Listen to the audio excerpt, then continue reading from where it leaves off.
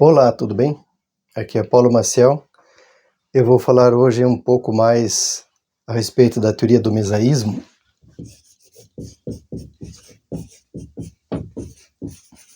que é a ideologia do centro. Hoje eu quero falar que existem duas coisas nesse processo da teoria.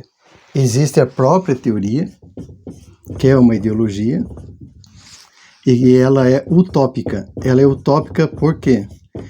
Porque no momento que nós estamos vivendo, ela é impossível de ser colocada em prática.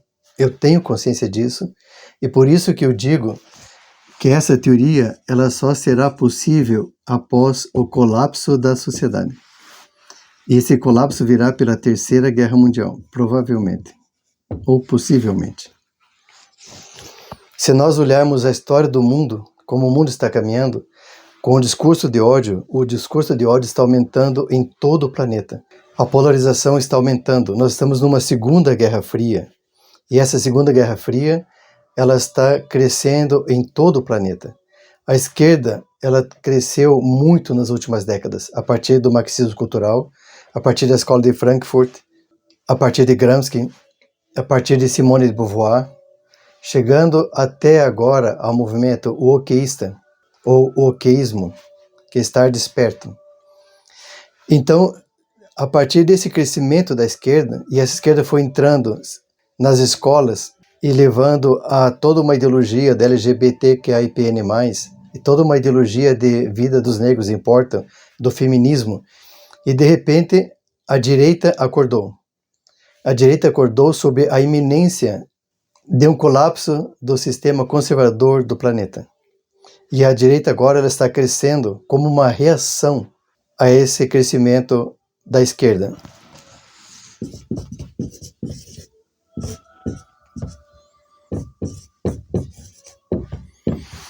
Então a esquerda veio crescendo nas últimas décadas, ela veio crescendo mais ou menos silenciosamente, se infiltrando nos órgãos da mídia, se infiltrando nas escolas, se infiltrando na igreja, onde até o Papa hoje é um defensor da teologia da libertação. Ela foi se infiltrando lentamente, silenciosamente. E de repente a direita acordou e percebeu que estava em iminência de risco, de falência do sistema. E a direita agora ela está reagindo. Se nós formos olhar todos os discursos que estão se opondo ao progressismo, não é o capitalismo que está se opondo, é o conservadorismo. São pessoas que estão ligadas às religiões, principalmente o cristianismo, entre os evangélicos, e futuramente, como eu já falei em outro vídeo, quem vai crescer violentamente contra o marxismo vai ser o fundamentalismo islâmico, porque eles jamais aceitarão um Estado laico. Se nós observarmos, a maior parte dos Estados islâmicos, eles desejam a teocracia, onde o Corão é o livro principal que rege a vida das pessoas. E é uma teocracia parlamentar, ou uma teocracia democrática, mas sempre tem um contexto religioso. E os fundamentalistas islâmicos jamais aceitarão as pautas do feminismo, as pautas do LGBTQIAPN+. Essas pautas são impossíveis de ser aceitas, a não ser que haja uma revolução dentro do próprio islamismo fundamentalista, o que acho muito pouco provável. O objetivo final do jihad é que todo mundo se torne muçulmano. E nesse mundo de muçulmanos não existirão feministas e não existirão homossexuais e todo LGBT. Então a divisão que existe hoje no mundo, a dialética não é mais entre socialistas e capitalistas. Isso aqui não é mais o que está acontecendo. Porque o capitalismo ele foi cooptado pelo socialismo, principalmente na China, onde existe o sistema de um país e dois sistemas, que é o Estado, que é comunista, e a economia, que é capitalista. Então, a partir desse momento, o capitalismo ele serve ao comunismo, sendo que o comunismo é muitas vezes referido como o capitalismo do Estado, onde todo o dinheiro vai para o Estado, na arrecadação de impostos, todo o dinheiro vai para o Estado e o Estado redistribui esse dinheiro. E todas as empresas são estatais. porque todo o dinheiro vai para o Estado. E aí o Estado, nesse caso, que essa é uma questão que eu vou comentar hoje, o Estado é máximo. Tudo vai para o Estado. Todo o poder, todo o dinheiro, toda a informação, tudo vai para o Estado. Então a verdadeira oposição que existe hoje não é socialismo versus capitalismo. A verdadeira oposição é progressistas versus conservadores.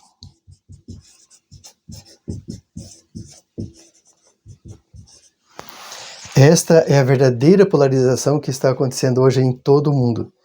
Os conservadores, que não são mais os capitalistas, isso é muito importante de observar, mas os conservadores que eles são cristãos e fundamentalistas islâmicos.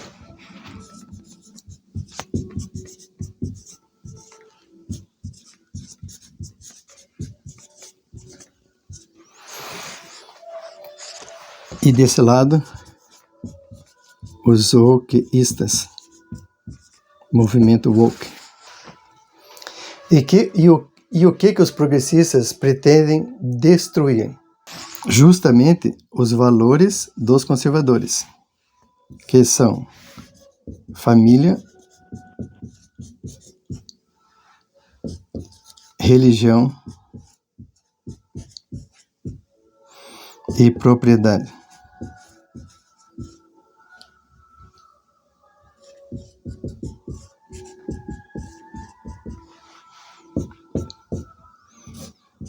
Esse é o tripé do mundo dos conservadores. Por isso que os conservadores acordaram, vendo esse crescimento do movimento progressista, e estão agora reagindo, criando uma reação contra o movimento progressista. Não é mais um movimento comunista, é um movimento progressista. Eu sempre me considerei um revolucionário.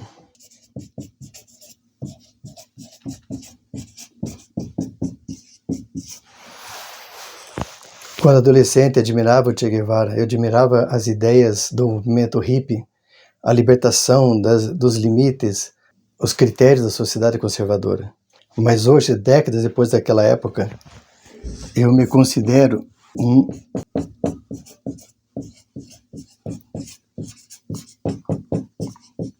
evolucionário, pela evolução. A evolução nunca se faz para trás, ela sempre se faz para frente. Então eu tenho dito que a solução para o mundo não é nenhuma teoria que já existiu. Teoria do século XVII, XVIII, XIX, XX. Não é a Revolução Francesa, não é a Revolução Industrial, não é a Revolução Marxista, não é a Revolução Hippie. Nenhuma revolução que já existiu é a solução para o século XXI. Para o século XXI, nós precisamos de uma teoria nova, nunca antes pensada. E como eu sou aquariano e sou revolucionário, eu também sou libertário.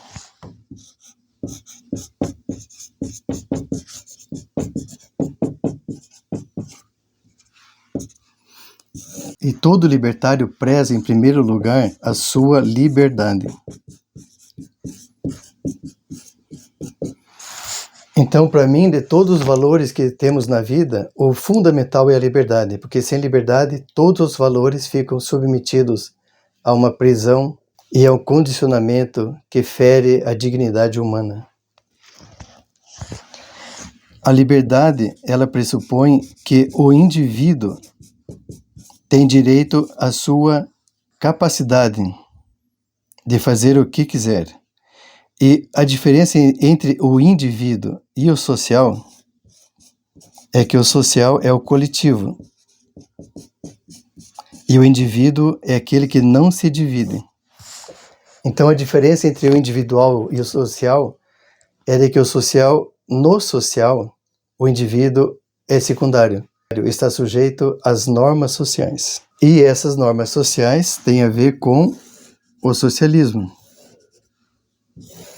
que tira a liberdade. Eu costumo dizer que se existe uma palavra que diferencia o capitalismo do socialismo, uma única palavra, essa palavra é muro. onde o socialismo é aquela filosofia política que cria um muro para que ninguém saia do seu país. E o capitalismo é aquele que cria um muro para que ninguém entre no seu país. Como no caso dos imigrantes para os Estados Unidos, dos imigrantes para a Europa. É muito raro alguém fugir de um país capitalista para um país socialista. Na maior parte das vezes, as pessoas fogem dos países comunistas, ou totalitários, ou ditatoriais, ou mais pobres, para os mais ricos. Então, o muro é a palavra que melhor define o que é socialismo e capitalismo, e que também define o que é liberdade ou perda da liberdade. Apenas como motivo de curiosidade, eu entrei no ChatGPT, ou ChatGPT em português, e eu sei que ele tem ideologia mais para a esquerda, socialista progressista, porque ele é do Zuckerberg, que também é dessa linha, e fiz a seguinte pergunta para o ChatGPT: por que os países comunistas constroem muros e matam quem tenta fugir? E algumas respostas que ele deu que é interessante a gente refletir: controle político e ideológico, manutenção do poder. Os governos comunistas frequentemente se veem em posição de manter um controle rígido sobre suas populações para assegurar a sobrevivência do regime. Fugir pode ser visto como uma forma de dissidência que ameaça a estabilidade do governo. Propaganda e legitimidade. A fuga de cidadãos pode ser interpretada como uma prova de falhas internas, enfraquecendo a narrativa oficial de que o comunismo é um sistema superior. Os governos comunistas geralmente afirmam que seu sistema é o mais justo e igualitário. O êxodo em massa minaria esta reivindicação. Observe que é um aplicativo que tem viés socialista falando dessa forma. Questões econômicas. Escassez de recursos. Muitos países comunistas enfrentaram dificuldades econômicas significativas, levando à escassez de bens de consumo e serviços básicos. A fuga em massa de trabalhadores pode agravar esses problemas, retirando a força de trabalho vital da economia. Exemplos históricos. Muro de Berlim, construído em 61, servia para impedir a fuga de cidadãos para a Alemanha Ocidental, onde as condições de vida eram percebidas como melhores. Coreia do Norte. A Coreia do Norte mantém fronteiras extremamente fechadas e emprega uma repressão severa contra aqueles que tentam fugir. Isso é feito para evitar a saída de cidadãos que poderiam revelar as condições de vida precárias e para evitar a entrada de influências externas que possam desafiar o regime de Kim Jong-un. E aqui, contradições do sistema comunista. Discrepância entre teoria e prática. Embora o comunismo prometesse uma sociedade sem classes e igualitária, a prática muitas vezes resultou em regimes autoritários e repressivos. A desigualdade, a falta de liberdade individuais e a escassez econômica contribuíram para o descontentamento e o desejo de fuga. Repressão como solução ao descontentamento. Em vez de resolver as causas subjacentes do descontentamento, muitos regimes comunistas optaram por reprimir qualquer forma de dissidência ou tentativa de fuga para manter a estabilidade. Conclusão. A construção de muros e a repressão violenta contra quem tenta fugir de países comunistas refletem uma combinação de preocupações com a manutenção do poder, o controle ideológico, a gestão econômica e a segurança nacional. Esses regimes enfrentam dilemas complexos onde a repressão é vista como uma maneira de manter a ordem interna e a viabilidade do sistema socialista, apesar das contradições e desafios inerentes ao mesmo. Então, concluindo essa reflexão, eu me considero libertário, me considero até um anarquista, embora eu saiba que a anarquia é uma utopia, porque imagine um mundo com 8 bilhões de pessoas sem nenhum governo e todo mundo trabalhando de uma forma harmônica, de uma forma produtiva, de uma forma libertária, sem ninguém controlando nada, apenas de sindicatos ou anarcossocialistas. Eu vou entrar num outro vídeo na questão da anarquia, que é um tema que eu gosto bastante, e que reflete exatamente esse confronto com o socialismo e a liberdade. Muito obrigado por me seguir até agora. Compartilhe o canal, dê o seu joinha e faça seus comentários. Muito obrigado até agora.